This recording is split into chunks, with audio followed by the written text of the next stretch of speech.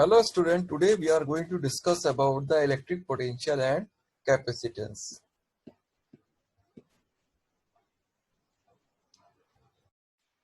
Now we start with this electric potential. First of all we discuss about the electric potential. What is electric potential? Electric potential can be defined as the amount of work done in bringing a unit positive test charge from a reference point to a specific point within an electric field. Now it is denoted by V. You see that the reference point may be Earth or a point at infinity, or you know that electric potential is a scalar quantity. It is denoted by again V. The unit of electric potential is joule per coulomb or volt. The electric potential at infinity is assumed to be zero. That means at the infinity, the electric potential is considered to be a zero. Now we talk about the electric potential difference. Electric potential difference can be defined as the work done in moving a unit positive test charge from one point to the another. In this case, if you see that a test charge is moved from a point A to B, the work done during bringing a unit positive test charge from A to B is given by WAB. This work done is done against the force, electrostatic force due to a charge plus Q. Now the SI unit of electric potential difference is volt. 1 volt is equal to 1 joule upon 1 coulomb. You see that here. Now we have to discuss about the definition of 1 volt. 1 volt can be defined as the 1 joule of work has to be done in moving a unit positive test charge of 1 coulomb from one point to the another against the electrostatic force.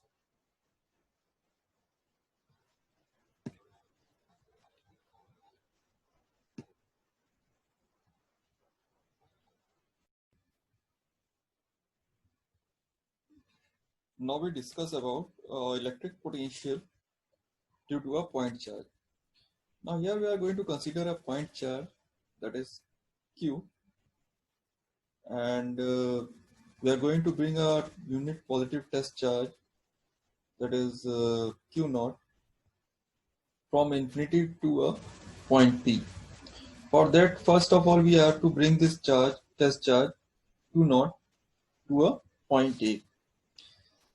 Now the force of repulsion, since these two charges have a similar charge, so they will repel each other. The force of repulsion will be acting on this charge Q naught, and it is given as given by this F equals to 1 upon 4 pi epsilon naught Q upon Q naught x square. The distance between this point charge and this test charge is taken as x from point O to A. So the force acting on this charge Q naught is given by this relation F equals to 1 upon 4 pi epsilon naught Q naught upon x square.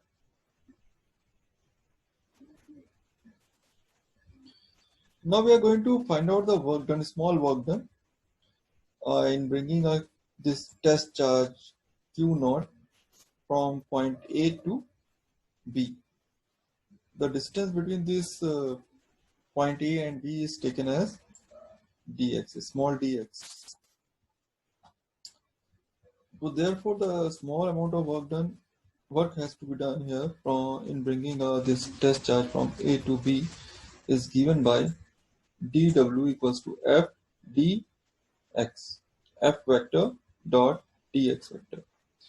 Now you know that this is a dot product and it is taken as this f dx cos theta. Now in this case, if you see that the angle between dx and f is taken as 180 degree, so we put 180 degree in place of theta here. So we know that cos 180 degree equals to -1. So we have this relation minus f dx, which is equals to dw. Now we are going to find out the total work done in moving this test charge Q naught from infinity to a point P. In that case, the total work done is given by W, and integration of this dW. We are putting the value of this dW from this equation here. dW, we get minus. We are here taking the limit from infinity to a R. As we bringing this test charge from infinity to a point R, so we take it the limits of this integration from infinity to R, f dx. Now we put the value of f from this equation number 1. We get here integral of this limit infinity to R 1 upon 4 pi epsilon naught q naught upon x square dx minus.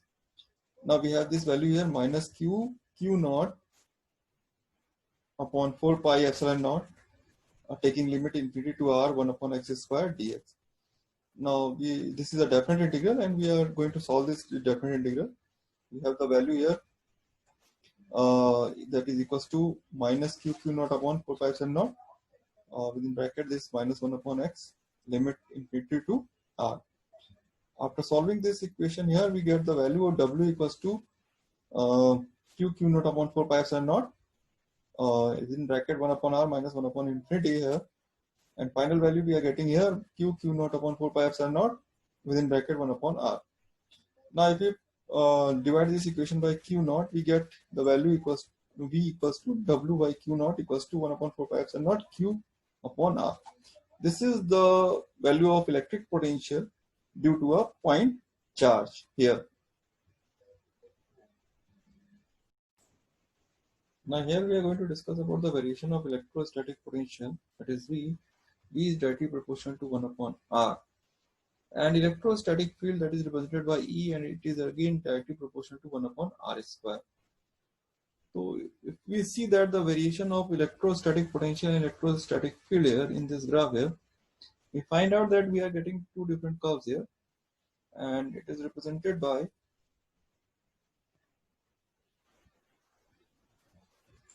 here. That curve is represented by this, which is representing the variation in E and R. Yeah, we are getting this curve here. Now again, if you see that this curve here, this was showing the variation of electrostatic potential with the this small r, and the curve is like that here. Now both curves shows that the variation of electrostatic potential and field with respect to the small r.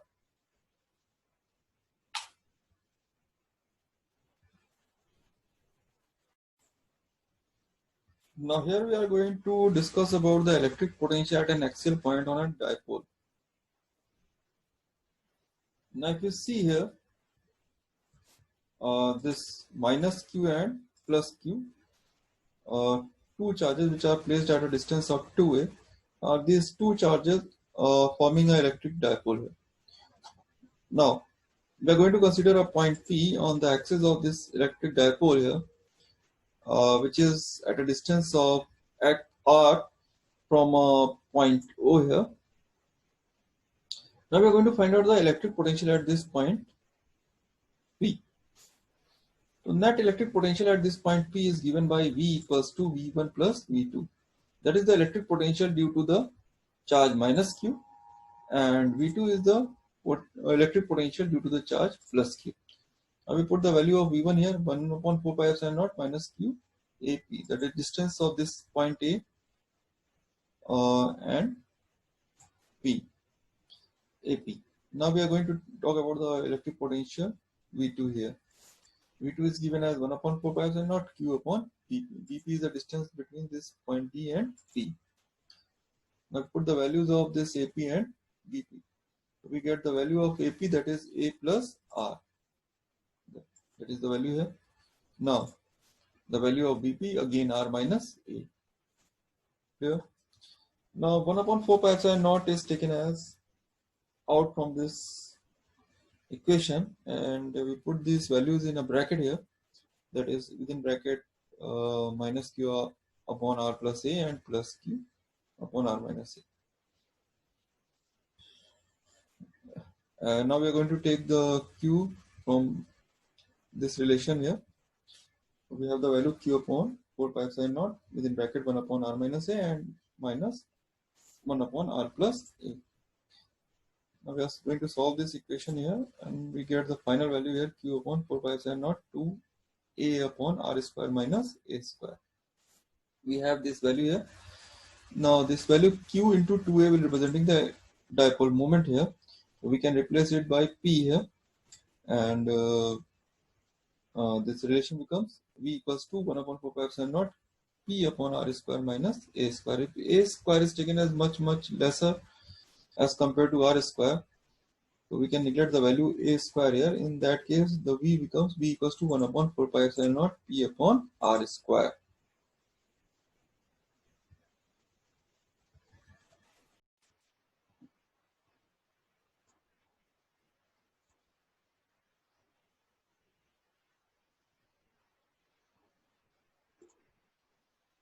Now here we are talking about the electric potential at an equatorial point of a dipole.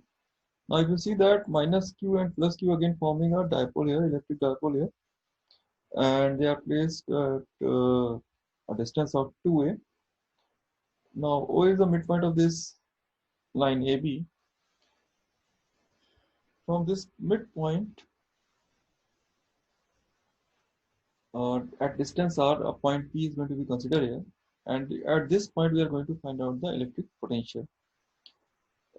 If you see that this AO equals to small a and OP equals to R, this triangle AOP will a right angle triangle, and in that case the value of AP is under root a square plus R square. Now similarly in this triangle BOP, we find out the value of BP is again under root a square plus R square. Now we are going to find out the net electric potential at this point P, that is given as V1 plus V2. Now V1 is the electric potential due to this charge minus Q, and V2 is the electric potential due to the charge plus Q. Now we put the value of this V1 and V2 in this equation here. 1 upon 4 pi epsilon naught minus Q upon AP plus 1 upon 4 pi epsilon naught Q upon BP. Now put the value of AP and BP from this relation here. We get the value of V equals to 0. In that case, we find out that electric potential at an equatorial point of a dipole is 0.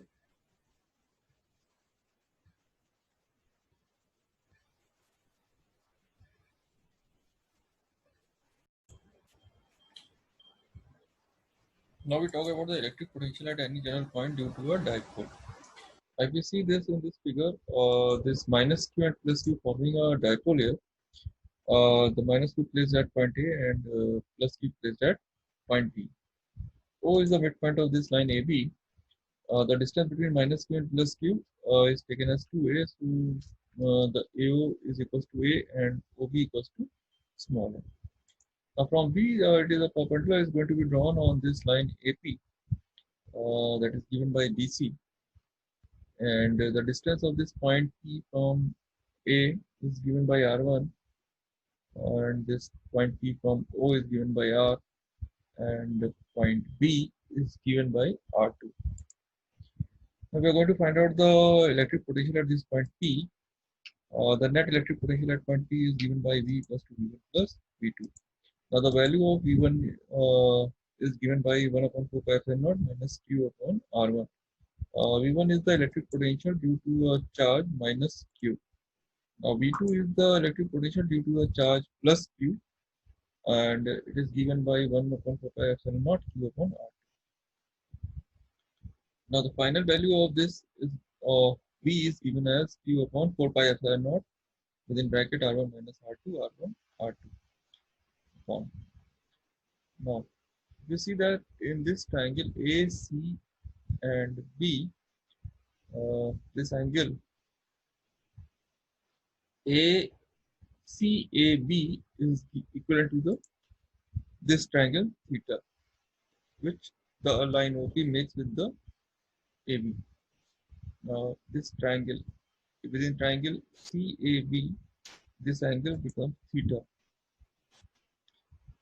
So in this triangle, cos theta equals to base upon hypotenuse, and AB is the hypotenuse and AC is the base. So according to this, R1 minus R2 upon this hypotenuse AB. So that becomes R1 minus R2 equal to AB cos theta, and AB is again 2A. So it becomes 2A cos theta. Now R1, R2, the product of R1 and R2 can approximately equals to can be taken as R square. So we put these values here in this equation.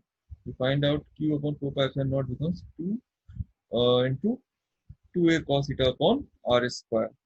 Again, Q into 2A representing the dipole moment. So we can replace this by P, and the equation becomes 1 upon 4 pi epsilon naught P cos theta upon R square.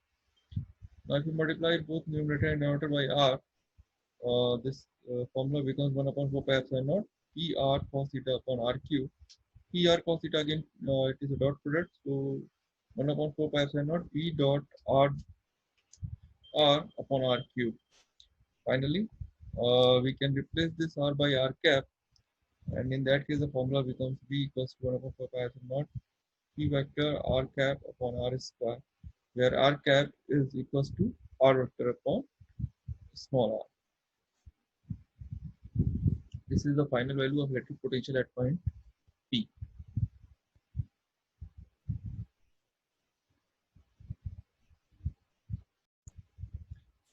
Now in this slide we are going to discuss about the electric potential due to a group of point charges.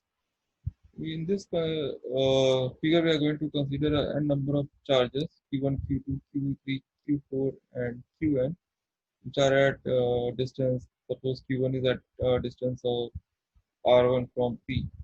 Similarly, Q2 is at a distance of R2, and similarly Qn is at distance of Rn. In that case, the electric potential at point P, just because of this charge Q1, is given by V1 upon 4 pi epsilon naught Q1 upon R1. Similarly, we can find out the electric potential due to a charge Q2, that is becomes V2 at point P.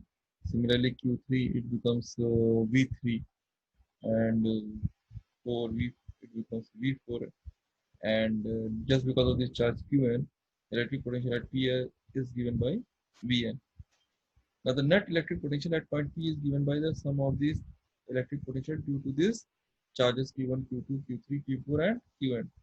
So V equals to V1 plus V2 plus V3 and dash dash becomes Vn. We are going to put the values of this V1, V2, V3 and dash dash Vn in this equation. We get P equals to 1 upon 4 pi epsilon naught sigma I equals to 1 to n Qi upon Rn. This is the final formula. This one is the final formula to calculate the net electric potential due to the group of point charges, n charges.